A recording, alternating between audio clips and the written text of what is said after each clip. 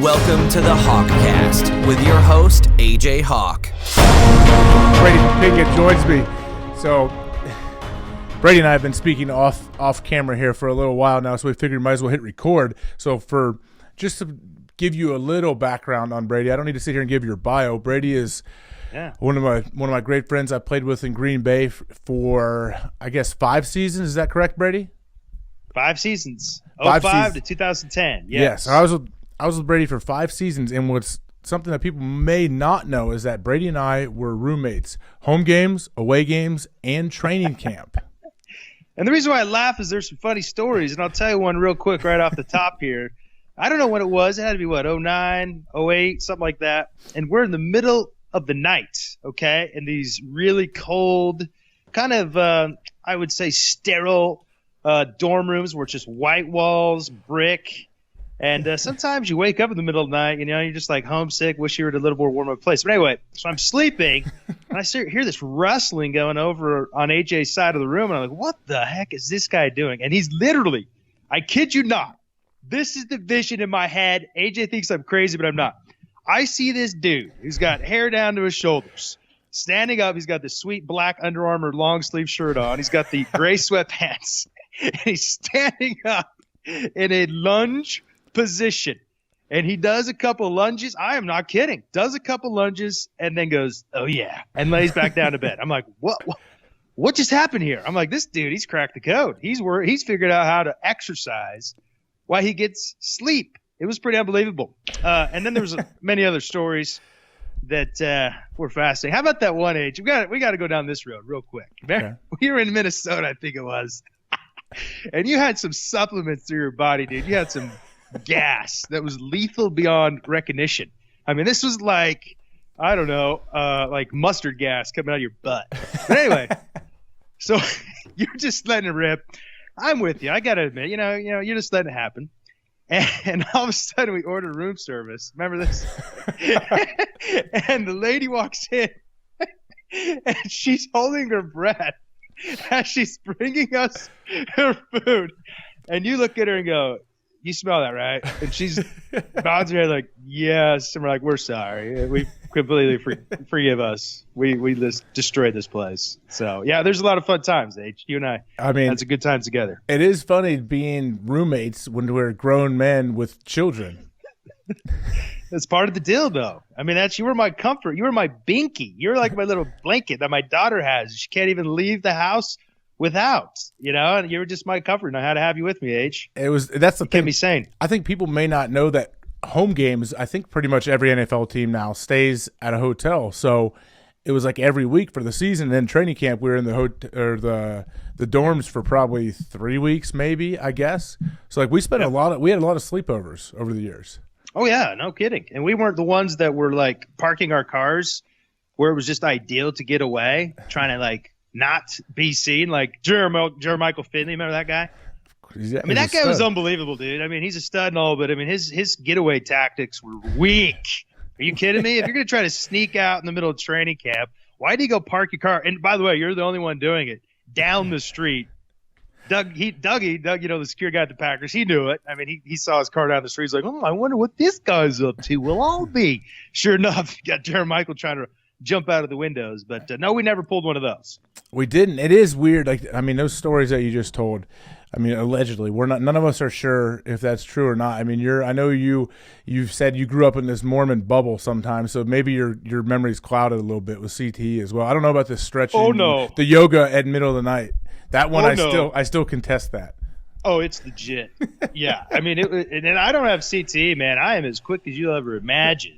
I know. And that's why, I got my own opinions on that, and it's sort of. Well, let's hear it. I want to hear it. What are your opinions on the whole head trauma concussion issue? Well, I look at it far more as a function of life choices than the game of football. Everybody wants to immediately jump to the conclusion that it's the game of football's fault. If we just stop playing football, everybody's going to all of a sudden stop having CTE. Well, guess what? My wife's grandmother, who's 95, she has CTE. She never played football once. A lot of old people get it. Guess why? We age. We're all, part of this law of attrition. Yeah, when you play football, it accelerates it. But guess what? there's life choices that you make out of football that either can help you slow down that process of attrition, or you can accelerate it and exacerbate it. I mean, if you're out there boozing up, doing drugs, which, Age, tons of dudes do it. They're popping pills right after the game. Mm-hmm. And, I mean, hey, that stuff burns your brain just as much as you go and sticking a 250-pound fullback by the name of Vonta Leach in the face for 60 minutes.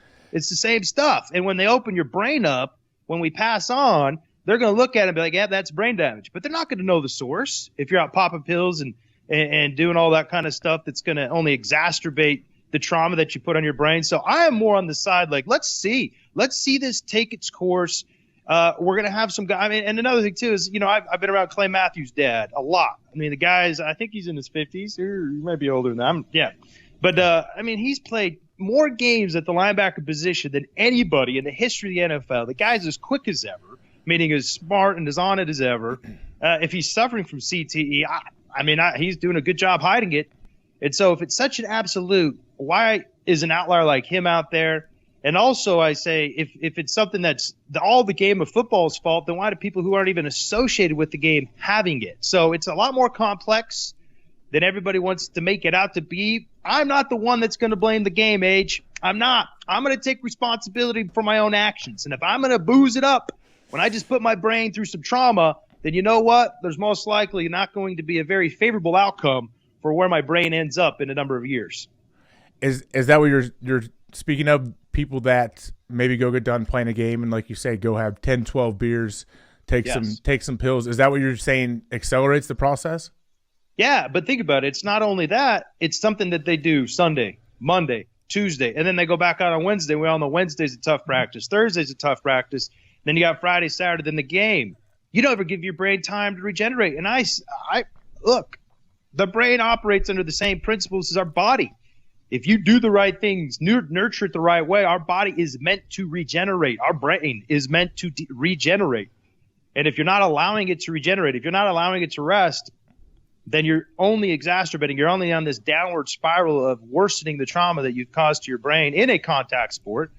And so, and I'm not saying that your brain doesn't get traumatized. It does. But you got to allow it to recover just as much as you have to allow any injury that you ended up happening to have had while playing. So how do you think the NFL is doing with their whole new concussion protocol and claiming that they're protecting players? I like it. I think it's a good move in the right direction. The only thing is where's the focus on lifestyle?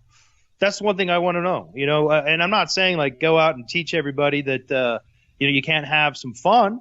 But what I am saying is give people information about lifestyle choices that lead to only further exacerbating, compounding the trauma that is taking place in a game of football. And that's something that they still haven't touched upon. And, I've talked to a number of brain experts, one of which works down here at UCLA. He happens to go to my same church. And I brought that same topic up. I asked him, I go, why don't they look more into lifestyle choices than just what did this person do? And he's like, well, it's something we haven't really thought about. And I'm like, all right, you guys are scientists. I mean, don't you think about everything, And it's just everybody's so focused on the game of football, and in some ways it's because it's a clicker. It's something that brings eyes. It's something that brings clicks is what I meant by the clicker. It's something that if you talk about the game of football and if it's sort of controversial, it's going to help you make money, basically. And so that's what I think has clouded people's focus from really what the issue at hand is. And the NFL still is in that same kind of deal. Like we haven't even talked about what's the recovery protocol for a concussion other than just rest. We don't hear about any kind of food you could eat, any kind of exercise you could do for your brain, but every other part of our body, if you get injured, there's a protocol that is in place that helps you recover. Wow. I mean, you bring up some good, I have a million questions for you. I feel like, well, first off, I know what you said there. You said this doctor that went to your church. I know you're just trying to convert me over to the Church of the Latter-day Saints right there. So it's not the Latter-day Saints. What would I call Church it? of Jesus Christ of Latter-day Saints. My bad. I know you used to always get on me for that. I'm sorry. Tell Jesus I'm sorry as well, Brady. I will. I talk to him every night. I'm not trying to downgrade your beliefs at all. But we had many conversations about this over the years because I'm a curious dude, Brady. I'm going to tell a story. I'm going to tell a story about how you and I at Minnesota, remember this? And it was in 2006. And you were a rookie. I was a second-year player. We had a lot of young players at the time. Mm-hmm. And I don't know if and going into the Minnesota at the time in the Metrodome, even Favre, he hated playing there because his record was so bad. So I don't think people really thought we were going to go in there and win. But we went in there. You and I had a couple sacks. Nick Barnett had a bunch of sacks. And we really, as a linebacker, had a phenomenal game. We ended up winning the game. And I remember Bob, I don't know if you remember this. Bob comes into our meeting room and goes, man, whatever you guys did the night before that game, you got to do it again. And Bob's a real strict, born-again Christian, So if you bring up anything having to do with, the revolutionary kind of the radical church of Jesus Christ of Latter-day Saints, I get a little – uneasy. And so you're like, yeah, we were reading the Book of Mormon before the game last night, Bob. Should we continue on that path? And Bob he freezes like this. And no response. He just walked down the hall. So I forgot about that, man. I forgot about that. AJ and I had a number of different encounters talking about religion. It was fun. It was great. It's so weird how the world works, Brady. So I'm always on. That's like one of my things. I feel like how timing and coincidence, whatever. So last night, for the first time in my life, I went and saw the musical, The Book of Mormon. Oh, how'd that go for you? It was great. I was entertained. I was thinking of you the whole time because a lot of the topics that they touched on, me and you had conversations about it. Okay. And so I was thinking of you, and then I'm sitting there. I was telling Laura, my wife, I'm like, how weird is this that somehow this just kind of fell into our lap that we were going to go see this musical that we'd wanted to see for years, and I'm scheduled to speak to Brady tomorrow night on my podcast. So who is that? Meant to be, AJ. From who? Who do you think? Meant to be. Have you heard the higher powers that be that you could define it as whatever you want? I would call it God. Okay. How do you have you seen that? Have you seen that the Book of Mormon? I have not. I've seen clips and bits of it. It's from a radical group that likes to make fun of all religions, and they happen to be former members of the church, and so they make fun of some things that look, there's truth to it, but they exaggerate. It's all about entertaining. That's what it's all about, entertaining and getting the masses to come and watch you and to have them be entertained. Would you go see it from the regular lives? Would you go see it? Oh yeah, I'd have no problem seeing it. I just not on the priority list per se, but yeah, I mean it's one of those things that it's funny and people like going to it, and I think it's one of the best sellers right now. Is that not? It's been like sold out for 3 or 4 years or something crazy, man. Yeah.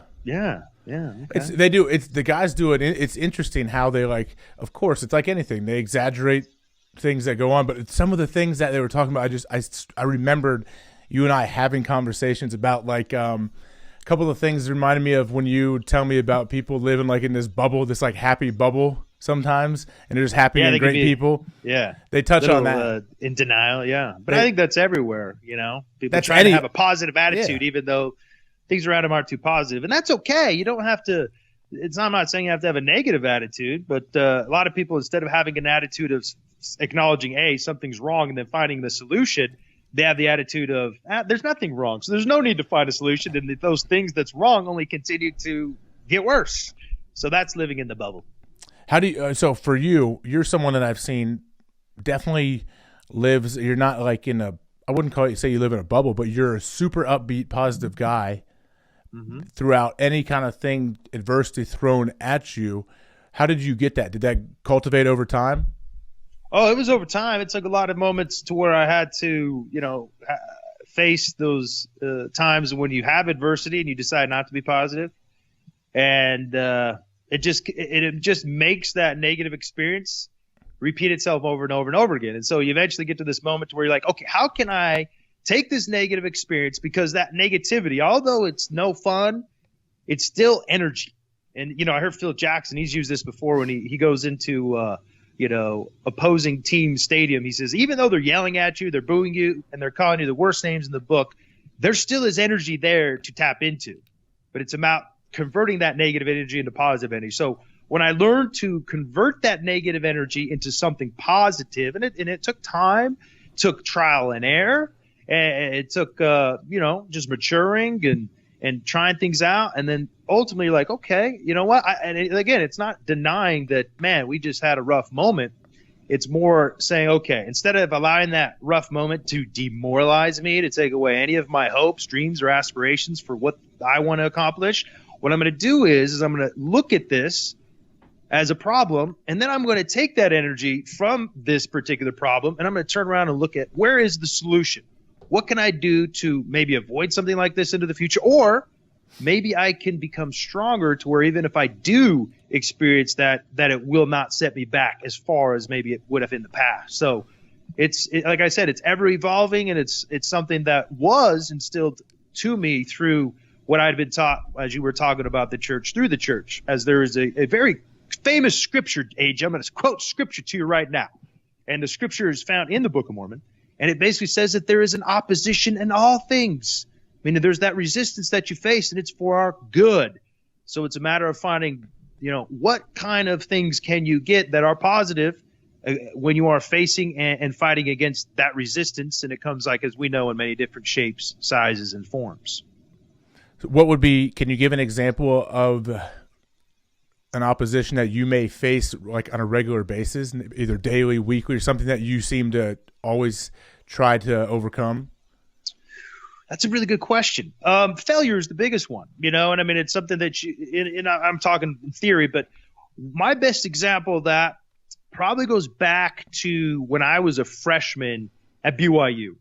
Because when I grew up, my dream was always to play for BYU. That was, the number one dream that I wanted to play in the NFL after that. And what I did is I had a serious back injury in December of 2000, which was a year before I was going to go to BYU. It was a herniated disc, similar to what J.J. Watt has right now.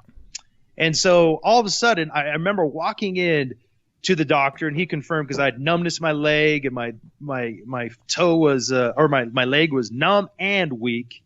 And they basically test you by, like, having you lift your toe up, and then they press down on your toe. And if you can't resist it, then they're like, yeah, you got something hanging on that nerve there that needs to get off. And so what happened is I go in to get my MRI scheduled. And so I go into the secretary, and she reads my diagnosis of a herniated disc, and she looks at me. She's like, oh, I am so sorry that your career's over before it even started. And I looked at her like, no, my career has just begun. Now, it was a bear to come back from. I'll tell you, it took me like a year to recover. And so, but I'll tell you, when I was in the process of recovering, I mean, I went through everything as to where you have that feeling like I may never get full speed again. I remember running my 40 AJ on a track where you're your fastest. I ran a 4.95. 4.95. That's on grass like a 5.1. I mean, they're like, the coaches were like, oh my gosh, this guy's going to be a bust, and then you fast forward a year, I mean, and things were just 180. I was running a 4.5. My body had changed. But the biggest thing I learned is how my body operated. And that was really one of those first moments where I faced adversity, faced that potential of failing and not fulfilling my dreams, but yet finding a way to figure out a solution. And the solution was to gain greater knowledge of how my body works so that I can strengthen myself to avoid such injuries into the future. And then also, if it happened again, that I would have a way to recover and regain full strength. Where do you think that comes from, though, that the thing where you looked at her in the face and said, oh, no, this is – because I've watched you do that to doctors, coaches, trainers, and tell them, nope, you were wrong. I will prevail, and you always do. So where does that come from? Well, it's about knowing this simple fact. You are an expert of yourself. Regardless of what anybody else says, regardless of how many books the doctors have studied, regardless of how many time people have gone and trying to figure you out. It doesn't matter, because you know yourself better than anybody, and so you got to trust yourself. You got to trust your own self-diagnosis. You got to trust your own self-evaluations, and you got to go with it, even in the midst of being unpopular, even in the midst of being looked at as a little delusional. People look at me like that all the time. Like, what are you? No, you're never going to do this. I'll never forget my first time when I was transitioned from linebacker to defensive end in college. I played against Colorado State against this offensive tackle, and he threw me around like a rag doll. After 3 plays, he tells me, you're the worst defensive end I've ever played against. Wow. And I looked at him, and I said, oh, bro, I have just begun. I was like, you wait. This is going to get better. And sure enough, I mean, I'm not kidding. This is real. 8 months later, I'm playing the same guy. I am running around him like, no, I am done. And I ended up being in all conference. And so, it's just something that you have to trust yourself, and you have to believe in yourself.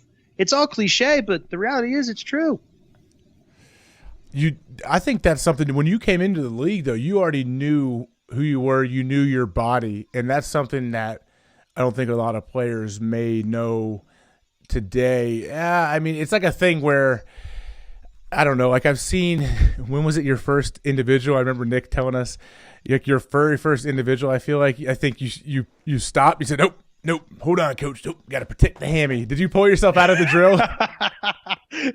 Yeah, many a times. Yeah, so like, how do you? I guess I don't have the balls. I never had the balls to do that where I would like pull myself out, because I know to protect myself. Because if I keep going, I might pop this thing. And I think they said like your first drill ever. Oh no, coach, got to protect this puppy. Yeah, well, I'd had hamstring injuries my whole college career. And then I freaking popped one right out of the gate there my rookie year. And so from that, and then, I mean, you're out and, you're getting Darrell Bevel at the time was the quarterback's coach, now offensive coordinator of Seattle Seahawks, coming up to me, and he's a good buddy of mine. He can't make the club or the top. Yeah. So you get all that, you get all that, and then you're like, all right, the key here is to stay healthy. And if you got to sit out some drills or, just pull back a little bit just to put yourself in the best position to where you can stay healthy, you got to take it. And that's where I learned that. And I said, I'm confident enough that if I sit out this drill and stay healthy, that I'm still going to be in a good position. So that's good, man. I like it. I think that's something that kind of rubbed off on me that you taught me is like, you're an expert of yourself, and these guys don't know how you feel. So don't let them tell you how to feel.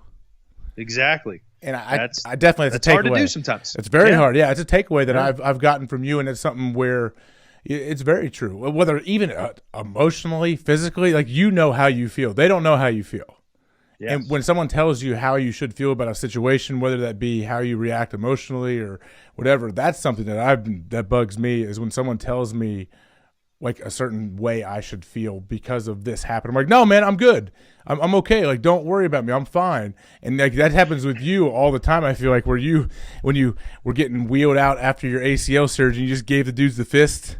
You guys, it gives them hope. That's a classic Nate Weir and Flea. Love that. You're infamous for that, where you give them hope. You give people hope because you don't. I don't know. I've never really seen you down. Can you think of a time when you've been like legit down?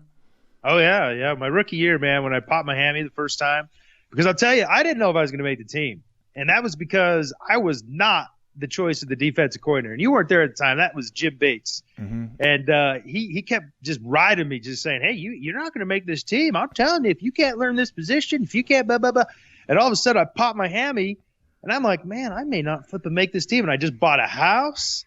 I got my little daughter at the time. It was she was just barely a year old. Now she's 12. Wow. And so I was like, man, I just moved my family all the way from Utah up here to Green Bay, and they're going to cut me here in a couple weeks, and I just bought a house. This is stressful. So I remember talking to my wife on the phone, and she's like, yeah, you're in that Brady depressed mode, like where she's never seen me there, but it's just like it's there, like you're there. And that was a moment to where I had to really buck it up, man, and try to figure it out. Unfortunately, unbeknownst to me, Ted Thompson looks at his draft picks like the most valuable resource known to man, and even if I probably wouldn't have played all preseason, he still would have kept me. Yeah, I'm talking about who's the running back with him right now? Oh, the backup to Eddie Lacy. Can't believe his. Oh, James Starks. Talking about you, James Starks. Didn't even play until like the middle of his rookie year. So, but yeah, that was a moment where I was a little down and out. How long did it take you to snap out of it? Took me a couple weeks, man. Took me a couple weeks, and then finally, it was just until that hammy finally loosened up. And then when it loosened up, I realized, yeah, I could make this happen. And like I said, fortunately for me, Ted was very patient with me, and they kept me either way. And the rest, you can say, is history. Wow, Brady, I'm gonna have to pause you for 1 second. I have to stand up. Yeah. I have a real quick, not quick, but a surprise for you. Real hold on 1 second, bro. Yes. We got a little buddy that wants to say hi to you. All right, man. I want to surprise you with What's up, Brady? What? Oh, my gosh. Dude, so you're out in Ohio, huh? There, big A-Rod, huh? Oh, yeah, Brady. Where you at? You in L.A.? Oh, I'm down in SoCal, man. You were supposed to come by and give me a visit. I missed you, man. What happened? You scared me away with taking your shirt off at those workouts, man. You're so jacked up. Yeah. No, you're funny. Good thing they're not testing you anymore, huh? Yeah, when you're post-career, man, you can do almost anything you want and feel good, look good. As they say, when you look good and you feel good, you play good. Oh, thank you. Thank you for finishing my sentence for me. So we obviously don't have two mics. Our guest that joined us for the audio listeners, Brady, you let them know who this guy is. Ladies and gentlemen, boys and girls, Aaron Rodgers has joined us for today's podcast. What was that last name again? What was his last name? I said Aaron Rodgers. Is that what it is? You said right? Roger. I said Aaron Rodgers. Rodgers, actually.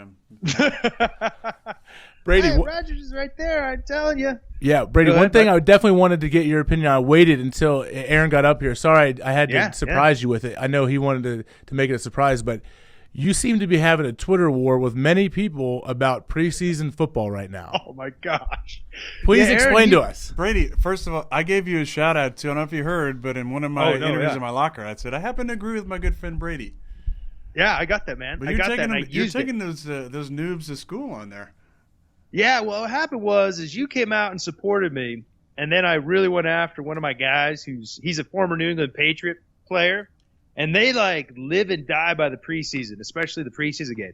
And so I go after him. I basically said, yeah, bro, look, there's what old Aaron Rodgers has to say about the preseason games. And he went off. He completely lost it, saying how weak I was, basically saying that there's no facts behind what I'm saying. And so I was like, hey, man, you can't argue with reality. And the reality is there's no need for it. And, I just named a guy right off the bat a couple minutes ago, James Starks. That guy didn't even play in the preseason. Pretty good football player, huh, Aaron? Pretty good. Helps you out a little bit. Yeah, he's a great football player, Brady. Yeah, what these people don't understand, you tried to tell him was that the practice reps are so much more game-like and important. Yes. Like a preseason football game is going to be one or two defenses you're going to see as an offense. In practice, you're going to see pressures, you're going to see various coverages, you're going to see the defense trying new things. When you're in a blitz period, segment of practice is one of the most useful things that any player, young or old, can go through. You're not going to get a blitz period segment of a preseason game. It's going to be, and a lot of times the coaches call each other and say, hey, would you, not blitz my, my second string line this week, or what are you going to play? You going to play jam, cover one the entire game? It's like, that's not real football.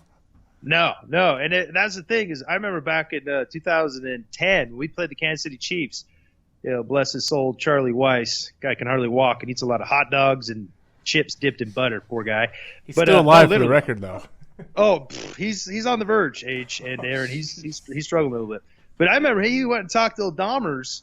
He's like, hey man, we're gonna run empty the whole first half, so we got to work on that. And so we ran empty. Literally every single play they ran was empty.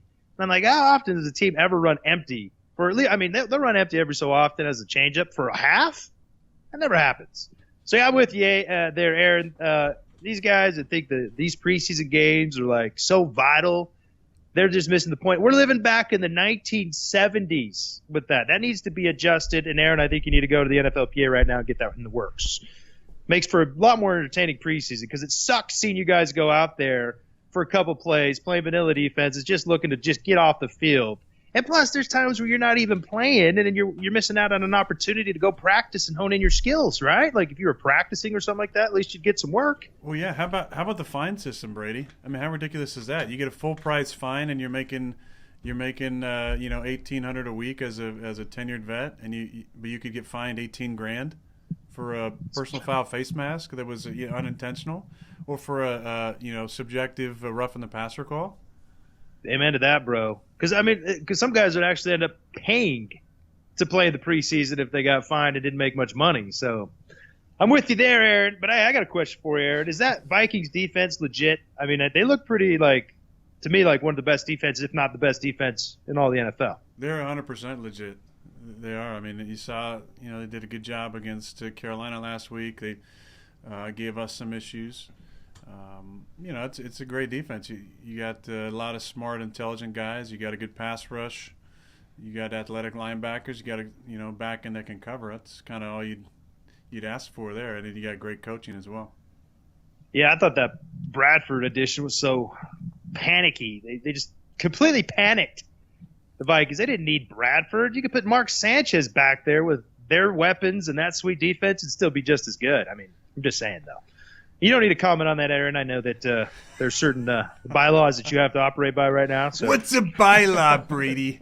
I'd have to look that up here. Let me pull up my let me pull up the browser here. No, really, that's always my go-to if defining words is the browser.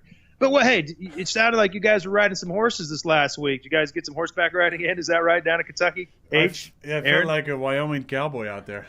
Oh, really? Well, no, wait. The question is, were you riding Western style or English style? What's bareback? Ooh, I don't know. That's Indian style. It's probably Indian, since a lot of those guys didn't have saddles back in the day. Brady, it's Native American. Guessing. It's 2016. Come on. Oh, you're saying that's offensive to call Native Americans Indians? I don't know about that. I don't know. I'm not going to speak for them, but okay, very good, very political move right here. Yeah. Nice. That was good. That was good. You've been taught well. Wait, is your press guy back there, Aaron? Is that what's going on? He's whispering about BYU. Are they going to bench the quarterback or not? No, man, it's no way it's his fault. I mean, they got receivers. You know, trust me, Aaron. Imagine this. Imagine you throwing a comeback route to Jordy Nelson, and the ball's a little bit above his head. I'm talking like right here. I'm trying to get in the camera. Right there. And it slips right through his hands, and he, does a volley set to the backfield safety who picks it off. Is that going to make you happy? No. Are you going to take that one? Let's talk about one ridiculous part of the NCAA, and that is the targeting rule. Oh, my gosh. Did you guys see that Utah game with BYU against Utah? With Kai, when Kai got taken out there for shouldering a guy? Yeah. I mean, how about that? That was ridiculous. Well, what's ridiculous is they actually went and reviewed it, and they had a whole staff of guys looking at it. And it stood. I could not believe that. And then you go back to did you guys see the Notre Dame-Texas game where that dude from, I think it was Texas, blew up that receiver from Notre Dame, knocked him out? I mean, it was blatant helmet to helmet, and still. I mean, Kai almost turned his back on that tackle. Dude, you know how that's frustrating because that's what you're teaching him to do. He had 2 picks in the game. He was a game changer, and then he's out. Now, here's the stupidest part. He's out that part of the game, and then he's out the half of the next game because it's the second half infraction. I mean, that's ridiculous. It's called injustice. That's what that was. Yeah. Is that a word, by the way? I think it is. Did you? But yeah, I bet your eyes, watching that, your eyes are watering a little bit, like when I clotheslined you at practice.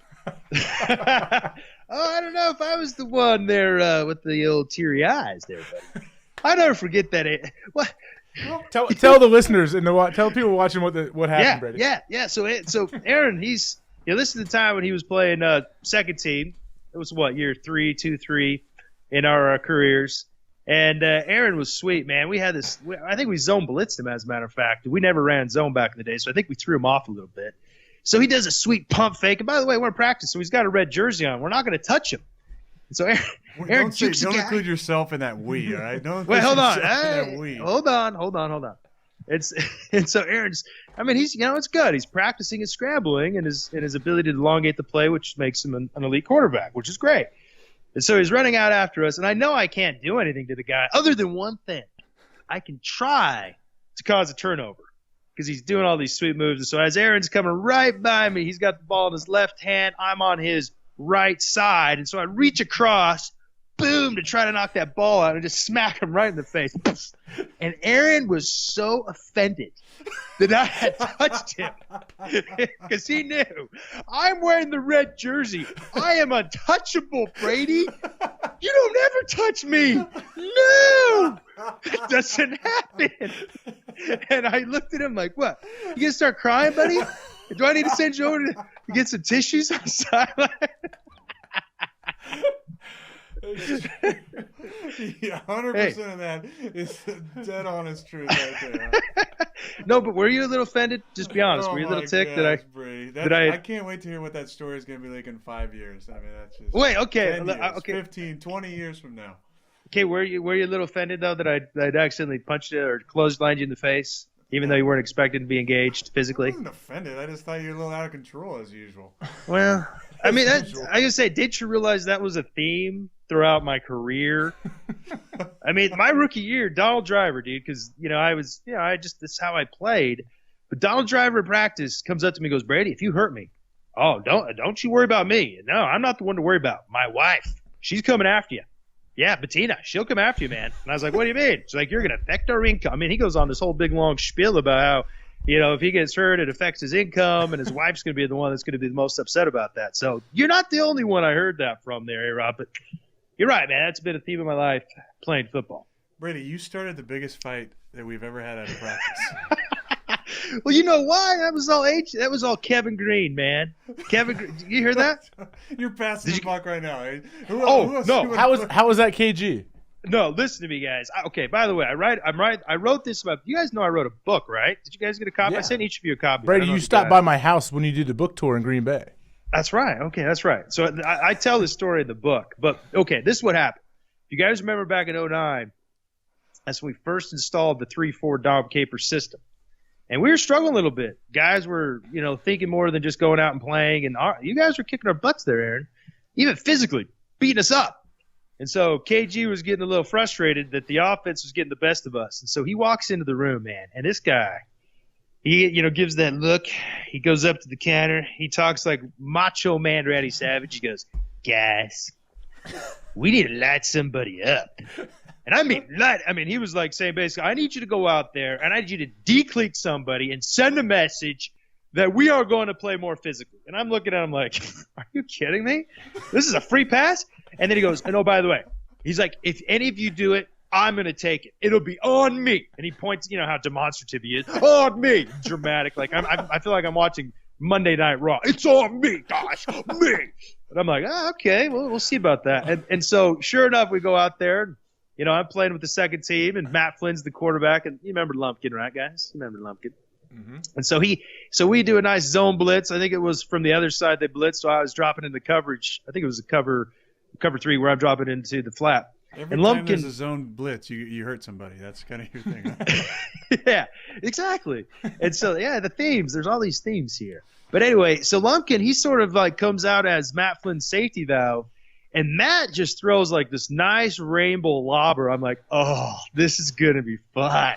And so sure enough, he throws a lobber right to Lumpkin, and I just explode. I mean, as fast as I possibly can, and my target is right on Lumpkin's rib cage, hoping to, at the same time dislodge the ball so I can get up and at least say, hey, I was trying to dislodge the ball. I was trying to do a pass breakup.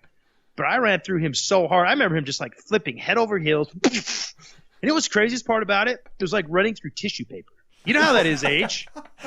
You guys, well, Aaron, you know how it is, bro, like when you're golfing. I know you're an avid golfer. AJ is a heck of a golfer, too, by the way. You know what it is when you hit the sweet spot of the club and the ball goes 300 yards? That's what it's like when you get a sweet hit. It's like it hits the sweet spot. You don't even feel it. That's what it's like with Lumpkin. And then all of a sudden, all heck breaks loose, man. I mean, the whole entire offense surrounds me. I remember flipping sitting, man. He's got his helmet off, swinging at me, trying to hit me. Guys are trying to hit me in the nuts. All I could do was hold on to my helmet, protect the family jewels, and just weather the storm. And eventually it all dies down, except for all the coaches and the front office is going nuts. Even Ted comes up to me, as Ted's he's got his eyes like this, like a deer in the headlights, like, Brady, Lumpkin, he's your teammate, right? And I'm like, yeah. And I'm looking at KG like, KG, you said it was on you, bro. And the best thing ever is he's 10 yards away from Ted as Ted is talking to me about how I should take care of our players. And he goes, it's on me. Yeah, and he walks away. And I'm like, oh, that's it? That's how it's going to be? You're going to leave me hanging out to dry? And that ended up being that. And then the next day in the team meeting, I got the old Mike McCarthy chew out. Brady, you're absolutely wrong. You're wrong. And he shows the clip. And, it ended up being a fun time, though. I thought it was pretty good for our team. Good memories, though. It was definitely It was. Yeah, it was. It was fun. And I liked – you know what I liked, too? At the end of the practice, the whole audience in that practice, you get 10 to 20,000 fans. I mean, they were chanting my name. Poppinga. Poppinga. I was like, yeah. That was worth it, man. So, sometimes you got to take it, and you get rewarded in ways you least expect. So. What do you left? Brady, would there be a situation where you may have left your house with the alarm going and multiple kids waking multiple kids up? Can you, what would happen? Can you take us through that? Okay, yeah. Well, this happened one specific date back in I think it was 08, 07 or something like that. And we had our house alarm on, and for some reason, sometimes I wake up and I'm delirious. So I wake up and the door that I left, instead of it being triggered to where it just sort of beeps and then you can go turn the alarm off, this one literally ignited the whole entire alarm. And I've done that enough to where I did it a couple times where my wife wakes up so ticked at me. I mean, it is like scary. And so when I ignited the alarm this time, I imagined, okay, I have two choices. I can just drive away and pretend like it never happened, and then she can call me, and then I can deal with it over the phone. Or I could go and wait for her to come out of her bed, out of a dead sleep, and just go nuts. So guess what I chose? Yeah, I chose I'm going to just pretend like it didn't happen and drive down the street. So I just drove down the street and was like, oh, man, let's see how this goes. And I mean, sure enough, she calls, and she was hot. But sometimes you got to take the lesser of two evils, guy. You got to take the path of least resistance. In that moment, I decided to take the path of least resistance and get reamed out over the phone instead of face-to-face. You just let her calm down, though, after, Yeah. Yeah, the edge had worn off a little bit. I do say, when I got home, she wasn't as upset as she would have. And I look back on it, and actually it was a pretty good move. It was. Brady, what'd you think when you saw that debacle that old A-Rod dealt with in Canton this year for the preseason game that got canceled like an hour before? What I think about that, I thought that was good. It was like meant to be, because why would first you have 5 preseason games? Talking about how worthless preseason games are, 5 is just over the top. And then on top of it, you got them in a high school field. How many dudes tore their ACLs or hurt their knees last year with the Steelers? I mean, it's a bad deal. So, I mean, it was all for the better, man. I mean, they got to figure that one out. I don't know why they do that in that high school stadium. And the worst part is how the NFL put it off on the high school stadium's maintenance crew about it's all their fault when, in fact, it's the NFL running the show. But the NFL's good at making crap up out of thin air like Tom Brady deflating footballs, which he never did. And by the way, I think the guy sitting to your left, if there ever was anybody that could be accused of messing with the PSI of a football, might be that guy. Definitely not me, Brady. I know, but the point is the one time that you had an interview with Phil Simms where you said, hey, I like it extra, inflated, and I was like, if there's anybody, and I mean, Tom Brady's never said anything like that. But my point is the NFL likes I'm glad you brought that up. Yes. That's 100% not what I said. Oh, he made it up? That's not what I said. Tell me what you said. What see, you know what? I don't see you of all people to believe. You're a guy who is very thoughtful. You think about statements and you read and you research, right? You don't just take things at face value, right? Oh, never. No, never.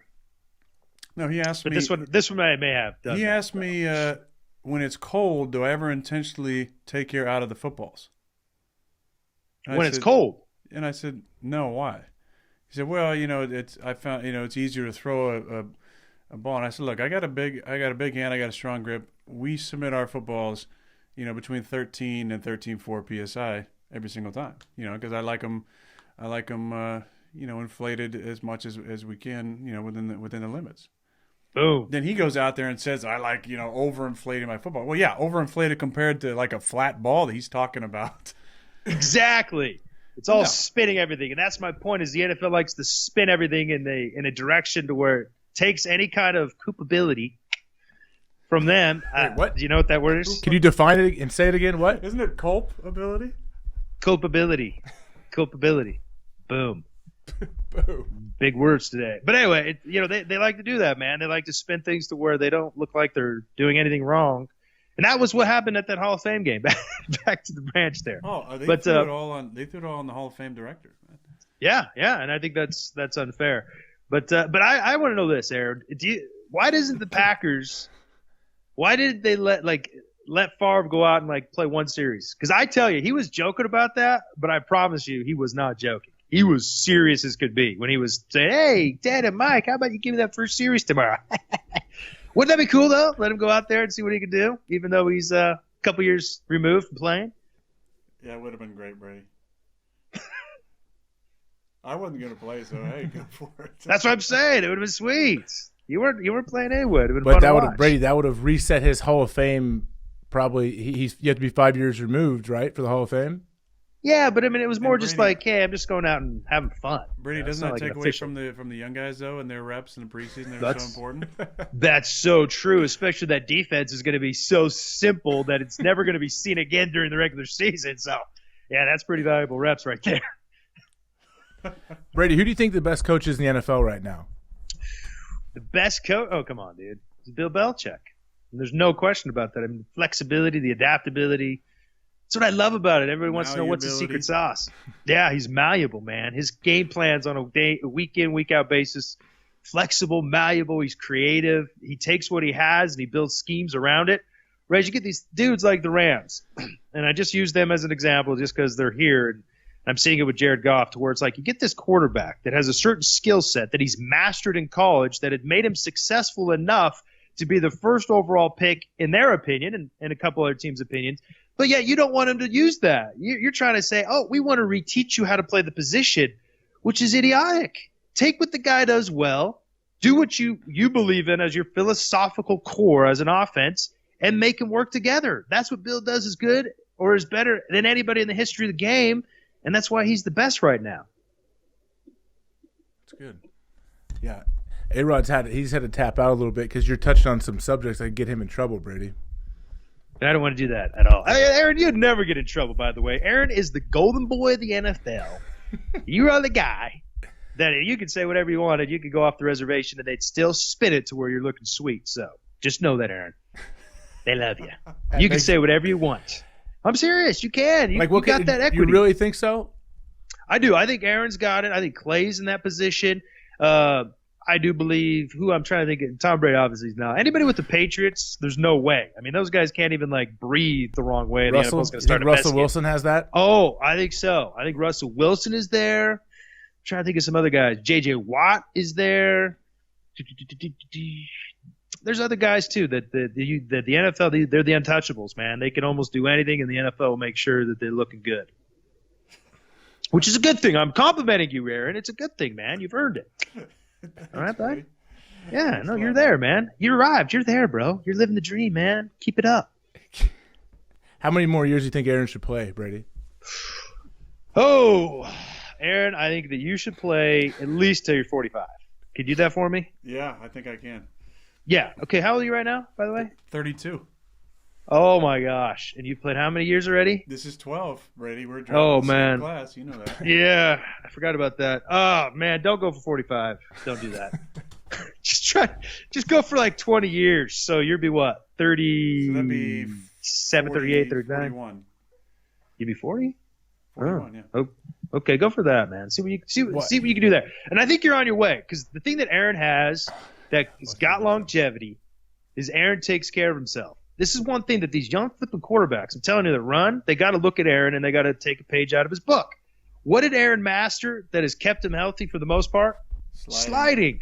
Yeah, you are the sliding king, bro. And I mean, these young suckers like RG3, what the flip is this guy doing, flailing his body around like a rag doll? Luck last year. Luck took a big old shot. It kept him Andrew out. Luck. Yeah, I mean, these guys, they got to learn from the best, man. And the thing, I don't know, Aaron. And I got those calves, too. The calves help. Oh, those flipping monster ham roasts, I'll tell you. Those suckers, as long as you don't pull them, Because if you pull one of those guys. Which I've done. Yeah, that's what I'm saying. It's a big pull because they're so big and meaty. But I'm telling you, that's one thing at the quarterback skills that they teach guys and develop. They talk throwing and footwork. I mean, they got to throw in the slide, I do believe. But my point was, as long as you keep doing that, the way you play and the quick release, I don't see any reason why you shouldn't play well into your late 30s, maybe into 40s, as long as you're not burned out by that point after having won a couple Super Bowls and more MVPs and thrown for however many yards. Aaron, do you have goals to break any of those records? Does that even matter to you in your career? I'm just curious, AJ. Not really, Brady. It's just about championships. Boom. I love it. Do it then, man. Do it. Just win championships. So Aaron missed out on our what we were speaking about earlier, Brady, and the CTE and the brain stuff. And I think Aaron's aware of your side talking about we need to take care of ourselves off the field, and we need to study that big time. Boom, yes. So if he does that, then maybe he can play until he's 45. Do you believe Aaron's the type of guy that would take care of himself off the field? Well, I've seen it. I've seen it firsthand. This last year, I went and worked out with him, the Claymaker, and they were rolling, man. They were doing some sweet ab work. I'm serious. They were doing nice regeneration work, and that's the kind of stuff that you have to do. And Aaron, man, and he's looking leaner too.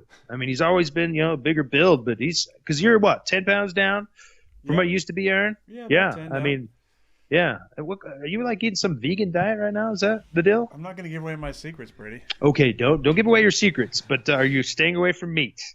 Because you don't have to. That is my point. But well, let me know why. Why not?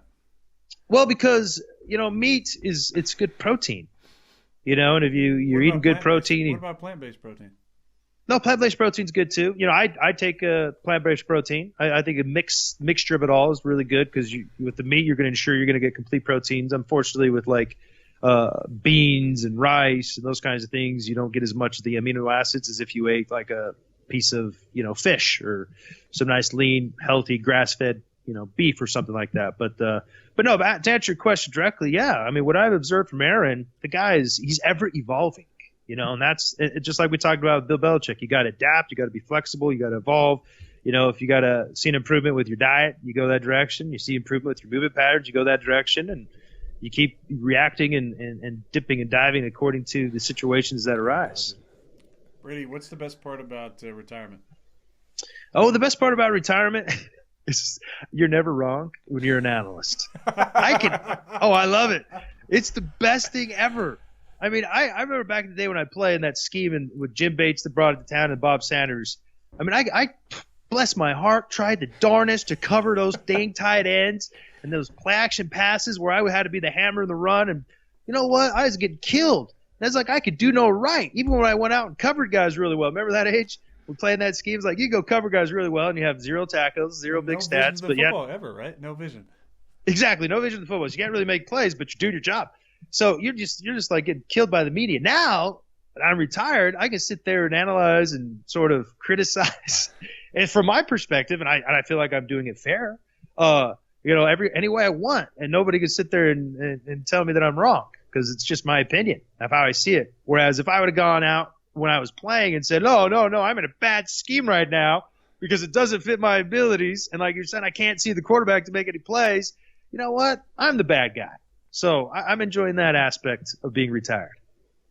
That's a good answer. Yeah. Are you on? So where can people find you at? We're going to start to wrap this thing up for you because I know. Yeah, man. Yeah. ESPN Deportes. I know through your Uruguay roots. Fox Deportes. Fox Deportes. Yeah, you got to remember, ESPN Deportes. They are the little brother to Fox Deportes. I didn't know if you knew that. With the Fox Deportes is the #1 Spanish-speaking channel in all Latin America, as a matter of fact.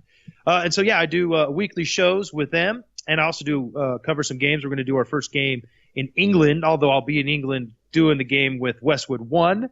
But we have a weekly show called NFLeros, so if you're into Spanish, you can check me out there. Also, you can see me NFLeros. In English, it's called NFLers. So just basically talking about the topics of the week, analyzing the plays in Spanish. Hopefully we can not this week, but one of those weeks that you're not on a bye, Aaron. Give me a good sweet play, all right? And I'll break it down for Latin America. And then I got a weekly radio show at Fox Sports Radio.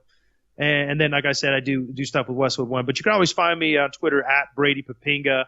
And like I said, if you want to read more about these stories with these guys and my experiences with them, I have a book out there called The True Spirit of Competition that encompasses a lot of my life stories through competition, talking about my teammates, things that I learned from them. Aaron's in there, AJ's in there, I didn't really and it's fun stuff. A lot, though. That's spoiler alert.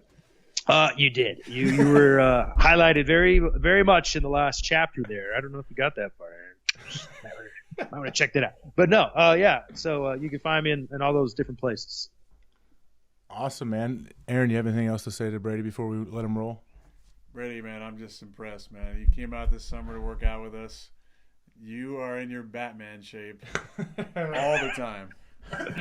Except for my flipping knee. Did you know that my knee blew up like a balloon after I worked out? Yeah, I had to go get it drained. And I was like, man, I better go look at this thing. And it blew up because it's running on empty cartilage-wise. But hey, outside of that, though, it was fun running around with you guys. I'll tell you, you're in great shape yourself, man. Yeah, and I'll do it again. I'll come and give you guys a visit. Good fight on Twitter, man. You know what? I love the opinions. Oh my gosh, yeah. Some of these guys just don't get. Well, the thing is this. Just a real quick way to sum it up. There's more than one way to skin a deer, guys. Just remember that. There's more than one way. And if you think there's one absolute way of doing something, that's probably the only absolute wrong that there is. There's more than one way. There's more than one avenue of being able to do things. Just remember that. Awesome, Brady. Well, thank you. This is a unique episode for us, no doubt. I'm sitting here. What? Two guys on one mic. Oh, that's a good point. It is weird, but no, I'm saying you're great. Thank you for coming on. I should have had you on here earlier, but Aaron wanted to come on and surprise you and just happened to time out. We went and saw the Book of Mormon last night, and he said, "Oh man, Brady would be so upset if he was here right now." So what? Yeah. Are you telling me they're making fun of my faith? Is that what they're doing? That's okay. That would have upset me. They're making fun of every. They're making light of every religion, what I'm saying. Brady. Yeah, that's why I'm not offended. That's just who they are. That's the guys they want to be. What it's all about? Make money. That's what they want to do. Get that money, right? Honest. Get that money, Brady. I know. Yeah, that's it, man. All right, man. Brady, everyone check you out on Twitter. Appreciate you, Brady. Maybe we'll try to have a three-way, another podcast down the road sometime. But thanks a lot, man, and we will talk to you soon. All right, guys. Thanks for having me. We're glad you could join us for today's conversation. After you subscribe to the show, head over to thehawkcast.com or reach out to AJ directly on Twitter at @officialAJHawk to recommend future guests that will help us inspire people to keep talking. Thanks again, and we look forward to speaking with you next time on the HawkCast.